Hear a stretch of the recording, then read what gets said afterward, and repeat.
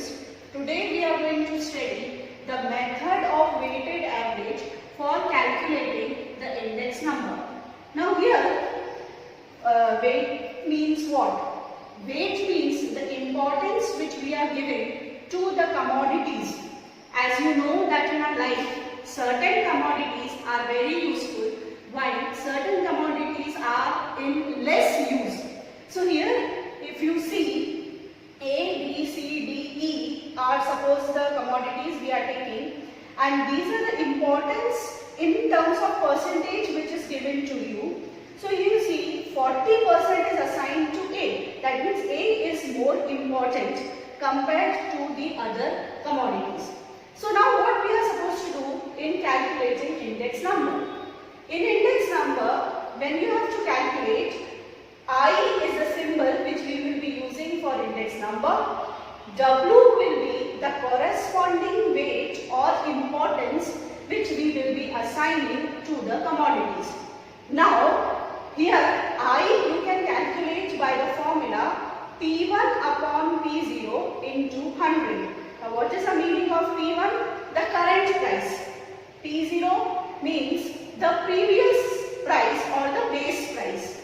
Now, index number when you have to calculate, it will be sigma IW upon sigma W. This formula will be using for calculating the index number by the weighted average method. Now, let us consider your illustration number 11 given in your textbook.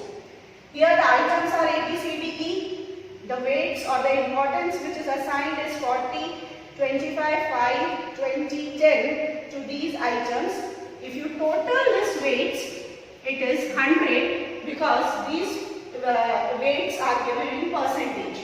Now, the price of these commodities A, B, C, D, E are given in your textbook as for 2011, the price which is given is 160, 400, 50, 10 and 2. For P1 it is given as 200, 600, 70, 18 and 3. These are the prices which are given in your textbook for the year 2011 and 2016. Now the price of 2011 will be considered as P0 and the price of 2016 will be considered as P1. Now what we are supposed to do? First thing, we have to calculate I is equal to P1 upon P0 into 100. Now let us see, for the commodity A, P1 is 200, P0 is 160. So you will have 200 upon 160 into 100. This will be the value of I. For commodity B, 600 is P1, P0 is 400. So you will have 600 upon 400 into 100. The item next one, 70 is P1, 50 is P0. So you will have 70 upon 50 into 100. The next item, 18 and 10 are P1 and P0. So 18 upon 10 into 100. The last one, 3 and 2. So you will have 3 by 2 into 100. Calculate I. The first one when you do, the answer which you will be getting will be 125. The next one will be 150. The third one when you will calculate, you will get it as 140. The next one when you calculate, you will get it as 180. And the last one when you will calculate, you will get 150. Now the next step is, you have to calculate IW. I means this column, W means the weight which we are having. Now you have to multiply the corresponding values. So the first value will be 40 into 125. The next one, weight is 25. This is 150. So 25 into 150.